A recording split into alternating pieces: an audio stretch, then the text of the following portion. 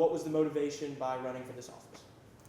My motivation for running for Statesboro mayor was that a lot of people in the community needed help. I'm ex-military. I've always pushed forward to help people best I can. And when nobody stepped forward, I was like, that's not a good look. So I'm going to run for mayor. I want to be the people's voice. I want to listen to the problems that they have, and I want to get solutions to those problems by working with everybody, not just one side or the other. We need real solutions in Statesboro. Absolutely, and one of the other things that we always like to do at the forefront of an interview is, what are some of your platform or your key issues that you'd love to tackle if elected? If elected as Statesboro mayor, I want to tackle the drug issues that we have in our community, the crime, the violence. I want to get the housing situation under control where we have affordable housing so we're not pushing our citizens out of Statesboro. Yeah, absolutely. And, especially with candidates, especially non-incumbent candidates, there's usually the ask or the want for change.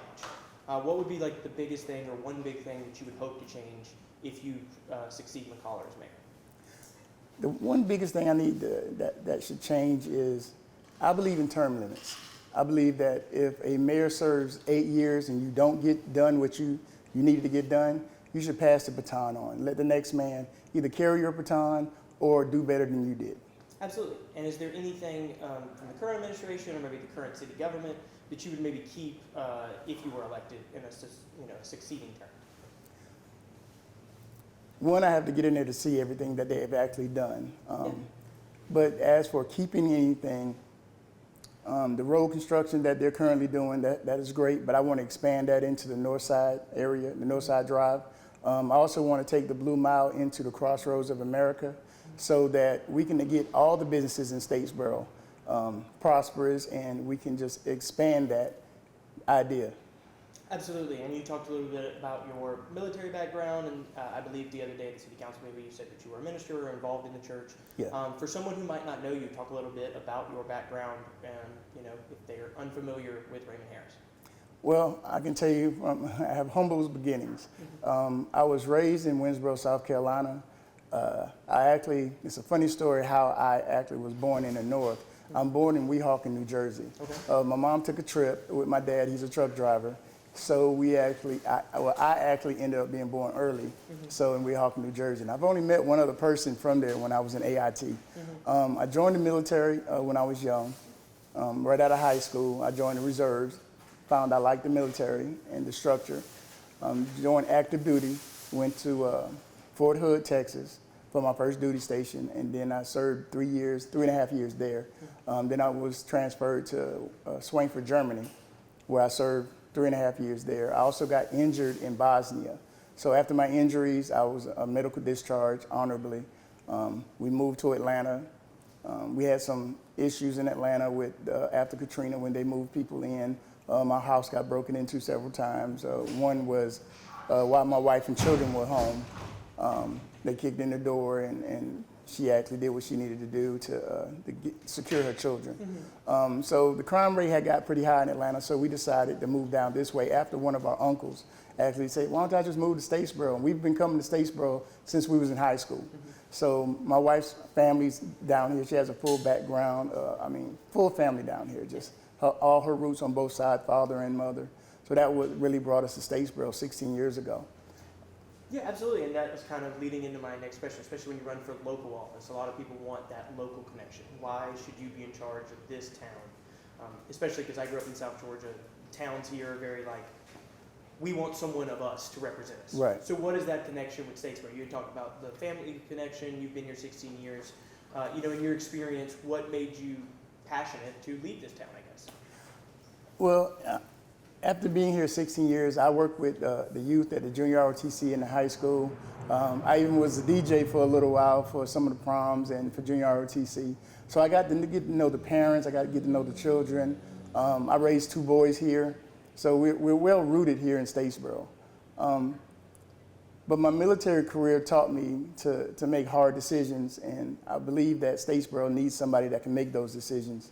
My corporate structure taught me how to get a group of people to make real change with different and diverse backgrounds. So I believe I have everything I need to lead this city into the future. Absolutely. Kind of looking at next words, my biggest thing is, is there anything that I haven't asked, or maybe a specific platform that you could really be, you want to share? We'd love to give you that opportunity. Okay. The biggest thing that me and my wife ride motorcycles through Statesboro, and we have a plant coming, and there's been some claims that poverty has been fixed, but I've been in the food lines. I've been in different places and helped some of the local food banks. We still have poverty. People are still struggling, and with the amount of taxes that have been increased steadily, a lot of people are just being priced out of the area, and that's something I really want to work on. And I'm gonna work with the council. I'm gonna talk with the county and see if we can form some solutions that we can actually get affordable housing and just move this city forward for everybody. Absolutely. My biggest thing is we want to give sure that everyone gets the opportunity. Is there anything else that you want to say, or do you feel like you've hit all the points that you would love to share with the public? Another point I want to make is I'm getting my transition team ready. One of the biggest things I want to do is an audit to make sure that when I come into office that we actually understand what's been done and what needs to be done. And the only way to do that is a forensic audit with the finances and the spending that we have that I feel has been wasteful and out of control. So we will be getting the transition team and getting those guys ready to go on day one. Absolutely. And you mentioned the word wasteful spending. Would you like to expand on that? Because I feel like that will be something, if somebody hears it in the interview, they would want more details or maybe your opinion of it. Well, in the wasteful spending category, I've watched a lot of the videos that they've done in the past at the council meetings, and I've even heard them say pet projects or a website that needs to be changed, updated, or something like that. So the verbiage they use sometimes begs the question, is that wasteful or not? And we're spending a lot of money at a record pace. Now, I believe before COVID or during COVID, we were at a place where we had enough money to pay our bills. And just like the everyday person that has a house, a car, children, wife, you work in a budget. Well, we had a good budget, but now we do not because we're spending more, we're holding on to things that we might have should have let go of. So there's actually some room to do good, and that's what I call wasteful spending. Absolutely, and I'm assuming if elected, that would change. Yes. Yeah. I want to actually run the government more streamlined, more efficient, because I believe if you do that, you won't have to put such a tax burden on the community itself because you'll actually be doing and spending the money the way it should be. Okay. Well, if you don't have anything else, I can stop the interview, but I'd love to, obviously this is your time. We want to make sure that you feel that you were able to get your platform out there. So we can go as long as you want. Obviously, like I said, we edit it down, but obviously want to make sure that you have that opportunity as well. Okay.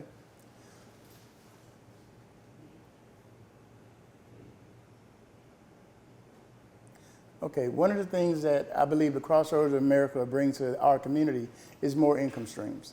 GSU is a $1 billion industry within itself. It has a huge platform. I believe that Statesboro could be the next $1 billion footprint in this area. We have the structure.